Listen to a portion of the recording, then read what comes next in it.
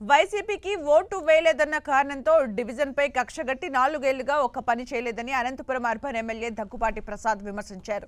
మీ ఇంటికి మీ ఎమ్మెల్యే కార్యక్రమంలో భాగంగా ఆజాద్ నగర్ డివిజన్లో పర్యటించారు.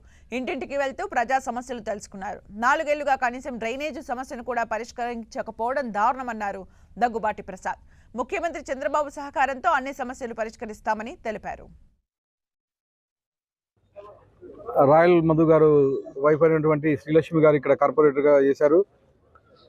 వైఎస్ఆర్సీపీని కాదని ఇండిపెండెంట్గా శ్రీలక్ష్మి గారికి ఇక్కడ పట్టం కట్టారు. దానిలో భాగంగా వైఎస్ఆర్సీపీ నాయకులు కక్షపూర్వకంగా ఈ డివిజన్కి ఎక్కడే కానీ ఒక రూపాయి విడుదల చేసిన దాఖలాలు లేవు. గత 4 ఏళ్లలో మా నాయకుడు ముఖ్యమంత్రి చంద్రబాబు నాయుడు గారు బాధ్యత తీసుకున్న తర్వాత మొట్టమొదటిసారిగా ఇక్కడ రావడం జరిగింది.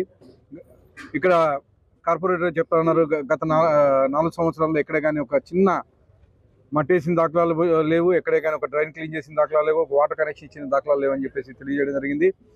ఇక్కడ ఏవైతే సమస్యలు ఉన్నాయో, డ్రైన్ అయితే ఏమి, తర్వాత వాటర్ సమస్య అయితే ఏమి, అలాగే ఇక్కడ ముఖ్యంగా పార్వతమ్మ కాలనీలో పట్టాలు దాదాపు గత 30 ఏళ్ళ నుంచి పెండింగ్ ఉన్నాయని చెప్పేసి తెలియజేయడం జరిగింది. ఇవన్నీ మా ముఖ్యమంత్రి వర్యులు నారా చంద్రబాబు నాయుడు గారికి దృష్టికి తీసుకెళ్లి ఇవన్నీ పరిష్కారం అయ్యే విధంగా చూస్తానని చెప్పి తెలియజేస్తూ, అలాగే ఇక్కడ ముఖ్యంగా మేజర్ సమస్య ఏంటంటే డ్రైనేజ్ సమస్య. కాలువలు ఎక్కడికి పోయినా కానీ కాలువలు ప్రాబ్లం ఉన్నాయని చెప్పి చెప్తా ఉన్నారు.